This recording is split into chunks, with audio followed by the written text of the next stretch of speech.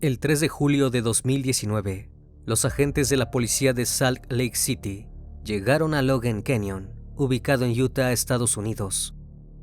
Allí, en una zona boscosa, junto al lado de la carretera principal, encontraron el cuerpo de una joven.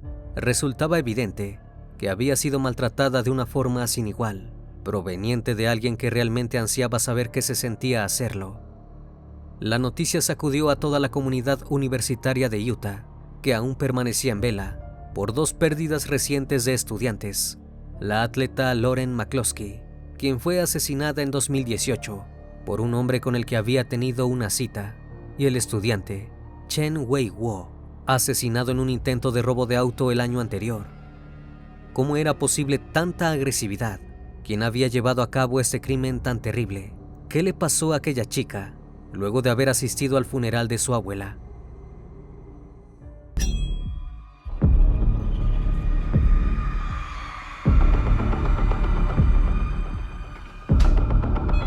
El criminalista nocturno.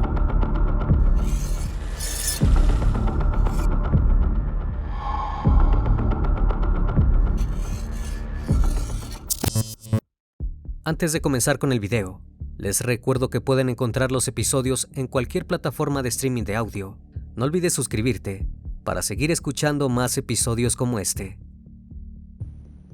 Mackenzie Speth Loeck nació el 8 de marzo de 1996 en la ciudad de El Segundo, ubicada en Los Ángeles, California. Allí se crió junto a sus padres Greg y Diana Loeck, un hermano mayor y dos hermanos menores. Desde su infancia, Mackenzie asistió a la Iglesia de Jesucristo de los Santos de los Últimos Días, ubicada en Salt Lake City, aunque no era muy creyente. Durante su adolescencia, estudió en la escuela pública de la ciudad, donde adquirió muchos de sus intereses. Inició junto a sus amigos un club para la concientización sobre el cáncer de mama, el cual la acercó a la lucha por los derechos de las mujeres. Fue de gran ayuda para su currículum de actividades extracurriculares que debía presentar en su solicitud universitaria. También se apasionó por los deportes. Formó parte del equipo de natación, con el cual llegó a competir y jugó al waterpolo. En su tiempo libre, le gustaba montarse en su bicicleta y pedalear hacia el muelle de Manhattan Beach, pedir una bebida en Starbucks y comprar pastelillos en una tienda con sus amigas. Kenzie, como le decían sus allegados, era una persona muy querida. Realmente no había nadie a quien no le agradara. Al terminar el secundario, en septiembre de 2014, se marchó fuera del estado para estudiar en la Universidad de Utah, donde se especializó en kinesiología y preenfermería. Allí se volvió miembro de la hermandad Alpha Chi Omega, donde todas las chicas nuevas que llegaban la veían como una especie de madre. La hermandad consumía gran parte del tiempo libre de Mackenzie, ya que exigía que los miembros mantuvieran un promedio de calificaciones bastante alto, asistieran a una cierta cantidad de eventos sociales y participasen en iniciativas filantrópicas. Sin embargo, Mackenzie reducía su carga horaria de estudio para poder trabajar, primero como asistente de una familia y luego en una empresa de pruebas biológicas de Salt Lake City. Todos quienes la conocían la veían como una chica extrovertida y positiva. Disfrutaba yendo a bares y tomando vino o cócteles con las chicas de la universidad, además de mantener contacto con sus amigos de California. Siguiendo con sus intereses, a Mackenzie le llamaba mucho la atención la política. Se registró para votar como republicana casi tan pronto como llegó a Salt Lake City, pero en octubre de 2018 cambió su afiliación y se convirtió en miembro del Partido Independiente estadounidense. Para principios de 2019, Mackenzie continuaba haciendo trabajo de caridad, ayudando a prevenir la violencia doméstica y celebrando en sus redes el aniversario del sufragio femenino. Aún era la chica dulce que había ingresado al campus, que amaba a los animales y que cuidaba a los menores de su hermandad. Planeaba graduarse en mayo de 2020 y dedicarse a la medicina de manera profesional, pero lamentablemente, todos sus sueños le fueron arrebatados. El 17 de junio de 2019, Mackenzie tomó un vuelo de regreso a Salt Lake City, desde California, donde había asistido al funeral de su abuela. A las 2 de la madrugada, se subió a un Lyft, es decir, un servicio de automóvil proporcionado a través de una aplicación, el cual la llevaría desde el aeropuerto hasta Hatch Park, en North Salt Lake. Llegó allí 1 hora después, y desde entonces, ninguno de sus allegados tuvo noticias sobre su paradero. Fue por eso que el 20 de junio, su padre llamó al departamento de policía de Salt Lake City para informar sobre su desaparición. Una vez que los investigadores se pusieron manos a la obra con el caso, encontraron pruebas en video de que Mackenzie había estado en el aeropuerto. También pudieron confirmar que había tomado aquel lift y pudieron hablar con el conductor. Este hombre le dijo a la policía que dejó a Mackenzie en el Hatch Park alrededor de las 3 de la mañana, donde la joven se encontró con un hombre a quien parecía conocer. A partir de entonces, todas las alarmas se encendieron. Los agentes revisaron los registros del teléfono celular de la joven y confirmaron que había estado en el parque en la hora que el conductor la había dejado. También descubrieron que ella había intercambiado varios mensajes de texto con un sujeto. El último había sido a las 2:58 de la madrugada. Luego de eso, el móvil de Mackenzie había dejado de transmitir datos. Rápidamente la policía buscó los registros del celular de aquel hombre misterioso.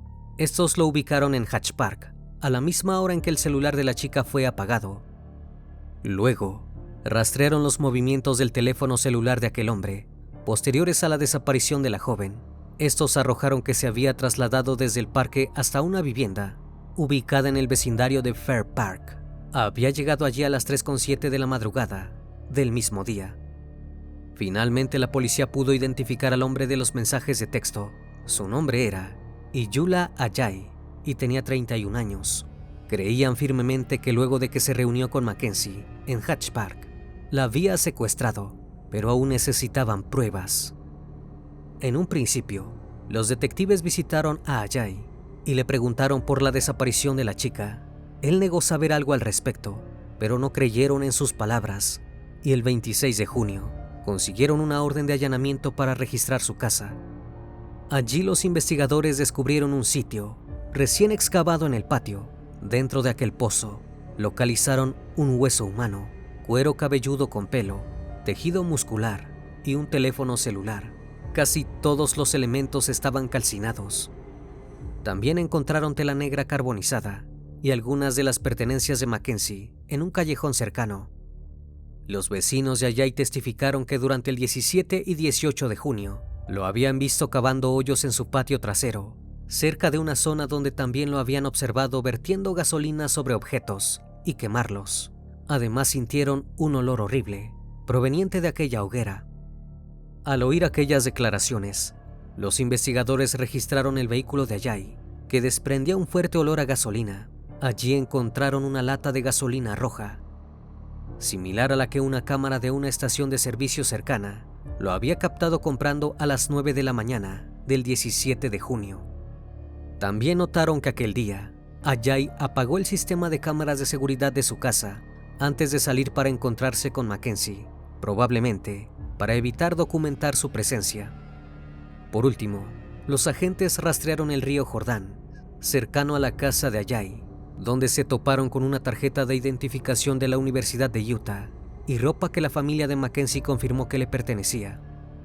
Poco después, el Laboratorio de Criminalística de Utah pudo confirmar mediante estudios de ADN que tanto el tejido muscular carbonizado como el hueso coincidían con el perfil genético encontrado en los objetos pertenecientes a Mackenzie. Entonces, la principal hipótesis de la policía era que Ajay había asesinado a Mackenzie durante las primeras horas de la mañana del 17 de junio. Luego, había quemado parte de sus restos y pertenencias en una hoguera, pero no tenían en claro por qué la joven se encontró con aquel hombre, si tenían alguna relación previa, ni dónde se habían conocido. El 28 de junio, Iyula Ajay fue detenido y acusado de los cargos de secuestro y asesinato, así como también de profanación de un cuerpo, pero aún faltaba algo clave: encontrar el cuerpo de la joven. Sobre el hallazgo, circulan en los medios dos versiones. Algunas dicen que tras ser detenido Ajay, dijo a sus abogados dónde había enterrado los otros restos de Mackenzie. Las otras indican que un análisis de los registros del teléfono celular de Iyula Ajay arrojó que el sospechoso había estado el 25 de junio en Logan Canyon entre las 2:30 y las 4:30 de la tarde. El 3 de julio, los investigadores se trasladaron hacia aquel lugar. Encontraron tierra recién removida, fuera de la carretera principal, en una zona boscosa. Allí debajo de los árboles, en una tumba poco profunda, había un cuerpo humano carbonizado, con los brazos atados a la espalda con una brida y una cuerda. Había sido sometido a una extrema violencia. Tenía un agujero de 5 centímetros en su cráneo y le faltaba parte del cuero cabelludo. Resultaba casi evidente que se trataba de Mackenzie, y pronto los análisis forenses lo confirmaron. Además, la necropsia reveló que la víctima sufrió un traumatismo por un objeto contundente en el lado izquierdo de la cabeza, el cual le había provocado una hemorragia cerebral que acabó privándola de la vida. Ya con toda esa información, los agentes se pusieron manos a la obra para indagar en el pasado del acusado e intentar descubrir cómo había conocido a la víctima.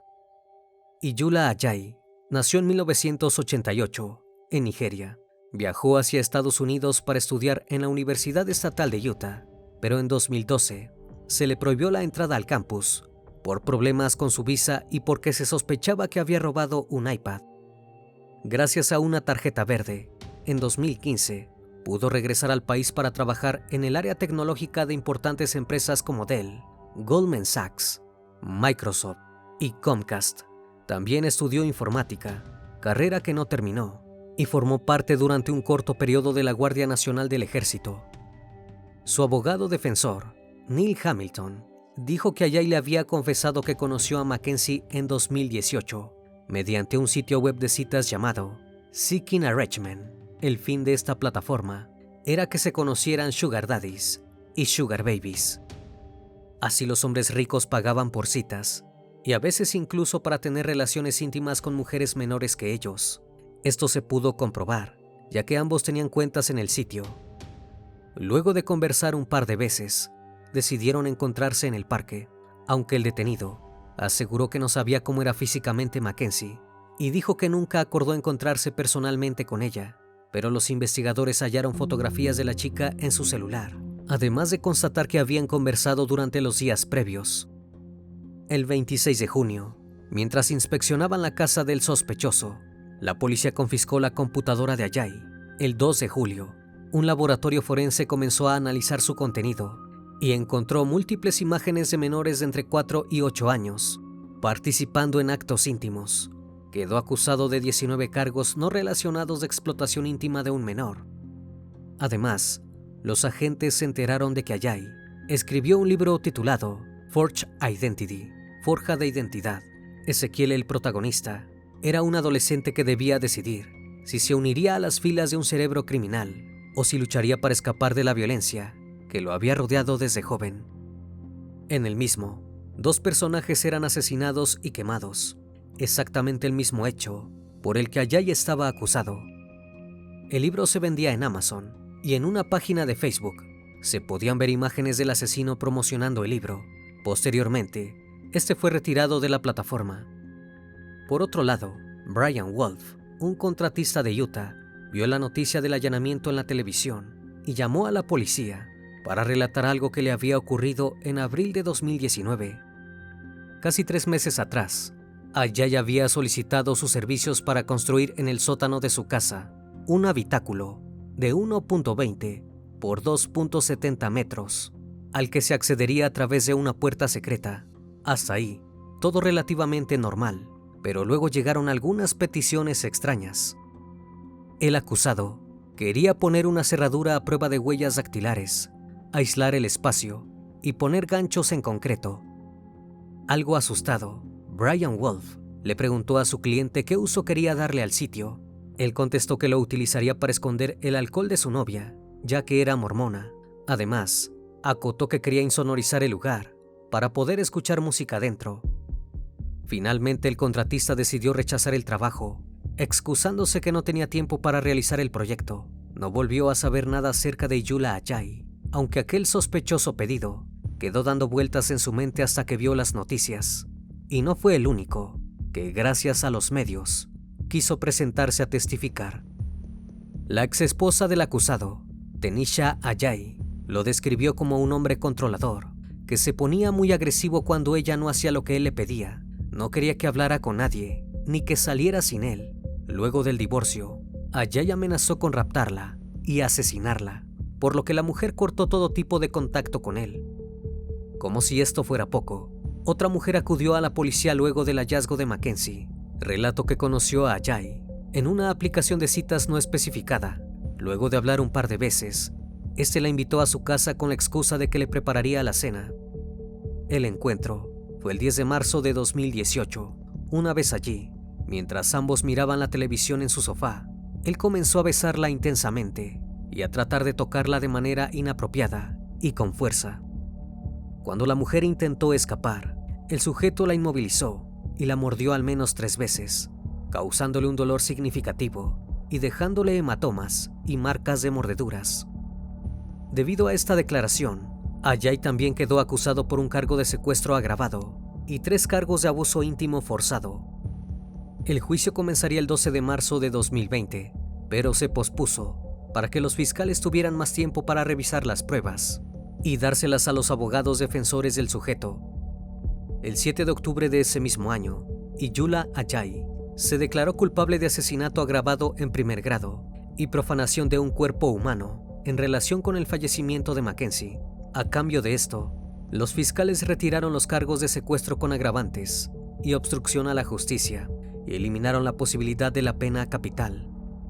Además, este acuerdo implicaba que el acusado declararía sobre cómo llevó a cabo el crimen.